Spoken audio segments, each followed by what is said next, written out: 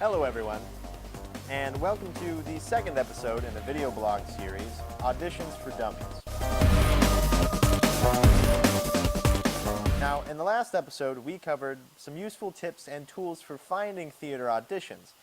However, there's some preparatory work you should consider doing once you find the audition so you can make the most of it.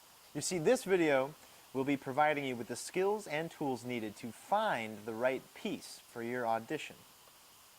Now you see, most auditions will expect you to have a 1 to 2 minute memorized, prepared monologue. Some will even ask you for multiple pieces. And some may even provide you pieces to read, though usually that's more of a callback scenario.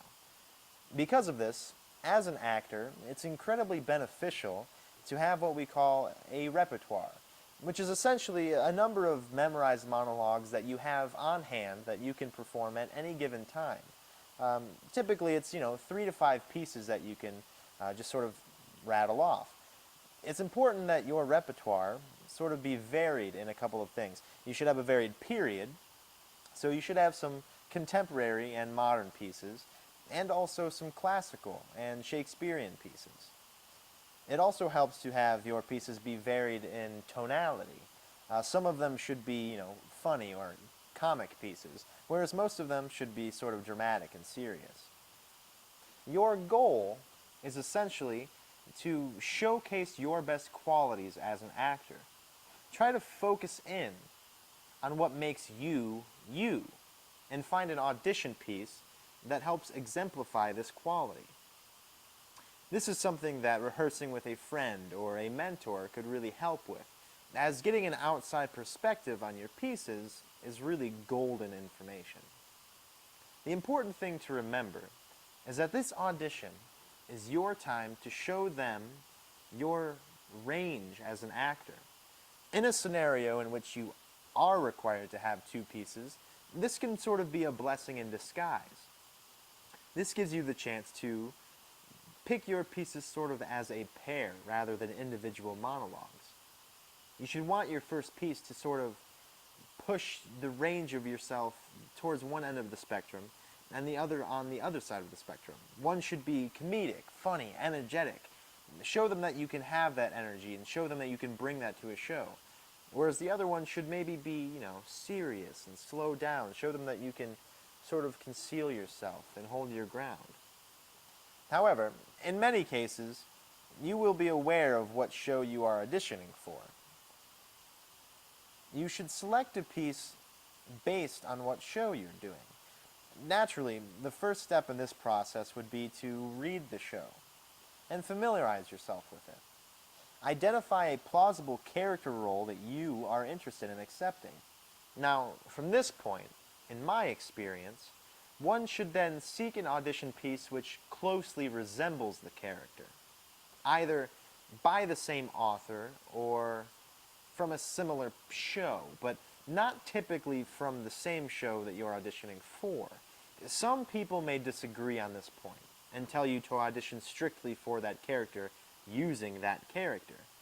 However, I feel that often shows sort of a presumptuousness, and you are sort of claiming to know what the director may be looking for, and you'd be making quite the gamble. Besides, your resourcefulness to locate similar pieces can exhibit your understanding further than merely using their show. Okay, so once you identify the piece that you want to use, the sort of piece that you might like, let's talk about how to acquire those pieces.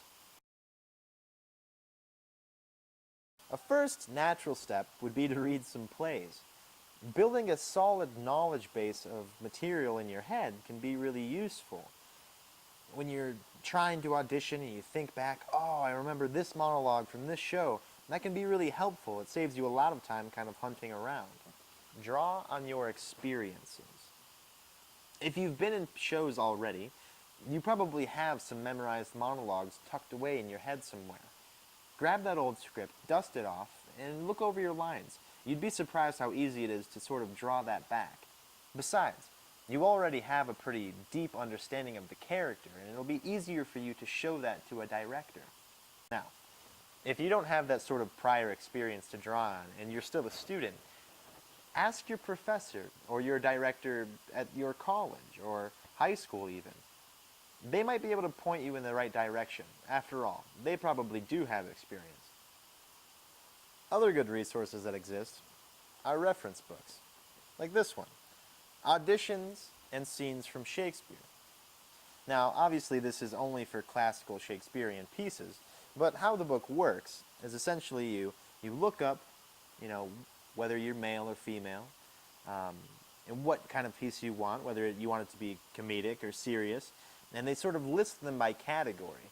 So if you know what kind of sort of piece you want to use, but you don't know which one you want, you can use books like this to kind of point you in the right direction. Then you go, you search that piece out, you find it, you memorize it, and you audition. I just want to make a reminder that for this video, and all of the videos in the series, that these are guidelines, and these are pretty much just my opinions. There are no set rules or set laws of how you should audition, or what pieces you should use. But these are useful tips and guidelines that can help point you in the right direction.